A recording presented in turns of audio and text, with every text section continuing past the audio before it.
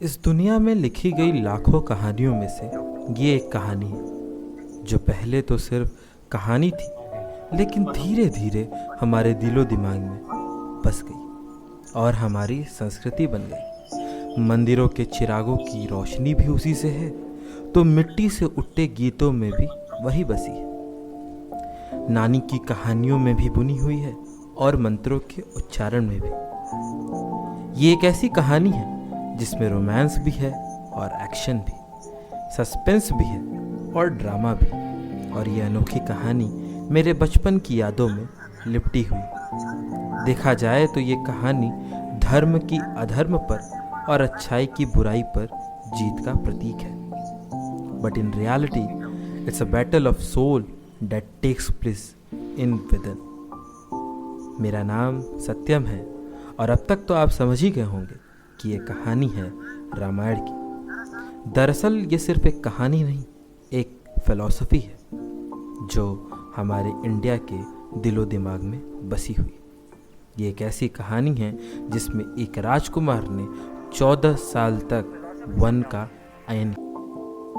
चलिए आप सभी का फिर से स्वागत है और मैं सत्यम आपको लेकर चलता हूँ राम के अयन पर, यानी राम की यात्रा पर, जो 14 वर्षों तक उन्होंने की। आप सभी का फिर से स्वागत है किताबों के पन्नों से के सीजन 2 के पहले एपिसोड में।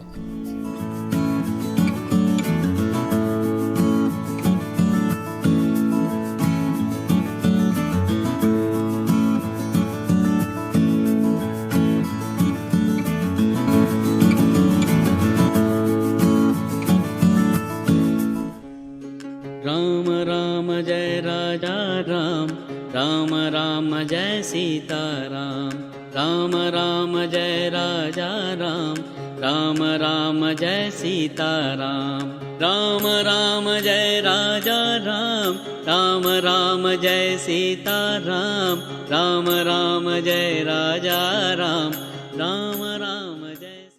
हेलो, नमस्ते, कैसे हैं आप सब? काफ़ी दिनों बाद आप सबसे मुखातिब हो रहा हूँ। किताबों के पन्नों से आप देख रहे हैं और मैं हूँ आपका दोस्त होस्ट सत्यम मिश्रा। ये दूसरा सीज़न शुरू करने के लिए आप सभी का तहे दिल से शुक्रिया। आप ही ने मुझे मोटिवेट किया कि मैं फिर से आप सबके सामने किताबों, यानी जिनको हम अपना सच्चा दोस्त मानते हैं, उनके साथ वापस हाजिर हो सकें। आज किताबों के पन्नों से के पहले एपिसोड में हम जिस किताब की बात कर रहे हैं उसका नाम है रामचरितमानस।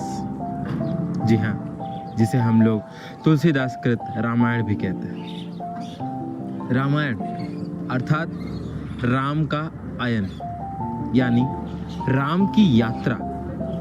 कैसी थी राम की यात्रा? क्या किया है राम ने? कितना कुछ सीखना है राम से? ये सब हम रामायण में देखते हैं। रामायण में कुल बहुत सारे अध्याय हैं। बाल कांड, अरण्य कांड, अयोध्या कांड, किष्किंधा कांड, सुंदर कांड, लंका कांड और अंततः उत्तर कांड। रामायण में राम की कहानी के साथ साथ राम के गुणों, राम की बातों, राम के व्यवहार, यानी पूरी तरीके से मर्यादा पुरुषोत्तम उन्हें क्यों कहा जाता है, उसकी चर्चा है। रामचरितमानस तुलसीदास ने बहुत दिनों बाद लिखी। इसमें उन्होंने राम के यात्रा को भी रखा, राम के गुणों को भी रखा, उसके साथ साथ राम ने किस तरीके से जनमानस पर अपना प्रभाव डाला उसको ध्यान से देखा, सुना और उसको सराहा। कहा जाता है कि तुलसीदास राम को अपना भगवान मानते थे और उनकी पूजा करते थे। जिस जगह पर अभी मैं बैठा हूँ ये है तुलसीदास घाट। ये बनारस में स्थित एक घाट है। कहा जाता है कि 16वीं और 17वीं शताब्दी के दौरान तुलसीदास ने इसी घाट पर बैठकर रामचरितमानस की रचना की थी। ये कहा तो यहाँ तक जाता है कि तुलसी जी ने यहाँ पर बैठकर गंगा जी को ध्यान में रखते हुए रामचरितमानस की रचना की और उसके साथ साथ राम के गुणों में इतने मोहित हो गए कि वो यहीं पर रात को भजन करते थे और रामचरितमानस की रचना करते थे। वही है वही जो राम रचि राखा, अर्थात संसार में वही होता है जो राम ने रचा होता है या फिर भगवान राम की इच्छा होती है। तुलसीदास जी के इस पद में राम ने कुछ नहीं किया है। असल में तुलसीदास राम को पूजते थे, राम के भक्त थे। वाल्मीकि रामायण और तुलसीदास कृत रामचरितमानस में सिर्फ इतना अंतर है कि वाल्मीकि जो देख रहे थे वो लिख रहे थे और रामचरितमानस ने राम की जब उपासना की उसके बाद उनको लिखा। रामायण पूर्णतः संस्कृत में लिखा गया, जबकि रामचरितमानस को तुलसीदास ने अवध बोली में लिखा है। आज रामचरितमानस घर घर गाई जाती है, सब जगह रामायण का पाठ होता है। 24 घंटे के लिए लोग राम की उपासना करते हैं, राम को दिन रात करके पूजते हैं, रामायण का पाठ करते हैं। रामायण में राम के अलग अलग कृत्यों के बारे में अलग अलग तरीके से लिखा गया है।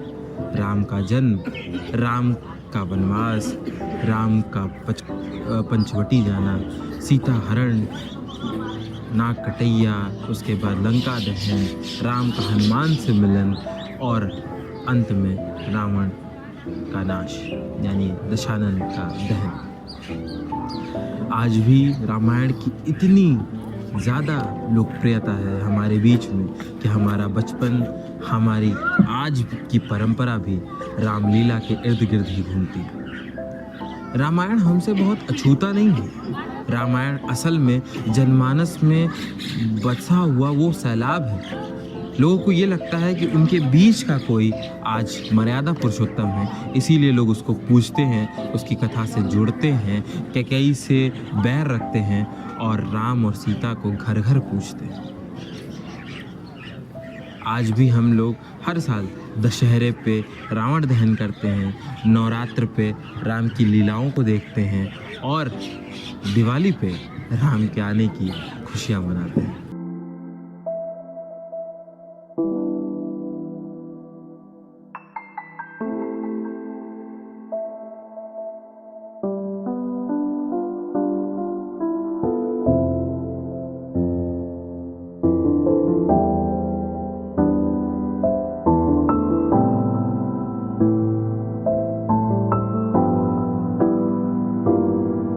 कहा जाता है कि राम ने दशानन का अंत करने के लिए राम के रूप में विष्णु भगवान अवतरित हुए।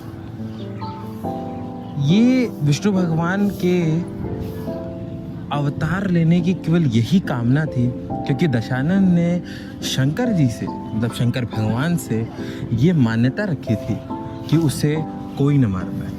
उसने शंकर भगवान को प्रसन्न किया और ये बोला कि वो अमर रहे, उसे न देव मार पाए न असुर मार पाए, कोई नहीं मार पाए। लेकिन अभिमानवश वो मानव बोलना भूल गया और बस here's the story comes, Ram अवतरित हुए मानव बन के।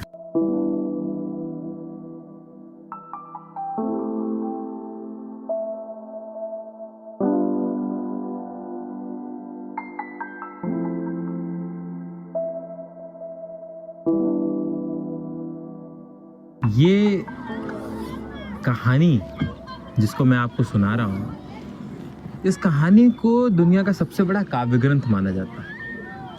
कहा जाता है कि इसके आधार पर आज भारत में बहुत सारी लोक कथाएं, लोक मान्यताएं प्रसिद्ध हैं। आपने घर घर पे मुहावरे सुने होंगे कि राम की तरह बनो या फिर घर का भेदी लंका ढाल, ये हम विभीषण को ही तो कहते हैं। हनुमान की भी कई सारी कथाएं हैं, मान्यताएं हैं। राम ने 14 वर्ष की कुल यात्रा में एक बहुत लंबी यात्रा सफर की। निकले थे अयोध्या से और पहुंचे थे श्रीलंका तक। ऐसा ही एक बहुत विशाल समुद्र उनके सामने खड़ा था। जब उन्हें लंका पार करनी थी तब उन्होंने नल और नील की सहायता से एक बहुत बड़ा राम सेतु का निर्माण किया। ये कथा आपको लंका कांड में मिल जाती है। और उसके बाद वहां पे जाकर उन्होंने लंका पे विजय हासिल की। सागर पे पुल है ना, कुछ मैजिकल। वाल्मीकि ने अपनी सारी रचना में, खास तौर पे रामायण की बात करें तो उन्होंने जियोलॉजी, ज्योग्राफी, बायोलॉजी, साइंस, बहुत सारी चीज़ों का मिश्रण किया। Poetic suspense, poetic device, poetic सुंदरता और बहुत सारी चीज़ें। और लिटरेचर तो था ही। दुनिया का सबसे बड़ा काव्य ग्रंथ रामायण को बोला जाता है, वाल्मीकि के द्वारा लिखा हुआ। उसके बाद ऐसी एक नौबत आई, एक ऐसी परिस्थिति आई कि वाल्मीकि के लिखे हुए संस्कृत काव्य को बहुत लोग समझ नहीं पाते थे। तब आए हमारे तुलसीदास और उन्होंने लिखी सबसे बड़ी रचना जो आम जनमानस भी समझ पाए। आपको पता ही है मैं किस किताब की बात कर रहा हूँ, रामचरितमानस। तो उम्मीद है कि आप सबको हमारी ये कहानी, हमारा ये पहला एपिसोड सीजन 2 का अच्छा लगा होगा। तो अब आपसे विदा लेने का समय आ गया है। जल्द ही मुलाकात होगी आपसे दूसरे एपिसोड में। तब तक के लिए जुड़े रहिए, देखते रहिए, पढ़ते रहिए और जितना हो सके अपना और अपनों का ख्याल रखिए, सुरक्षित रहिए। जय श्री राम।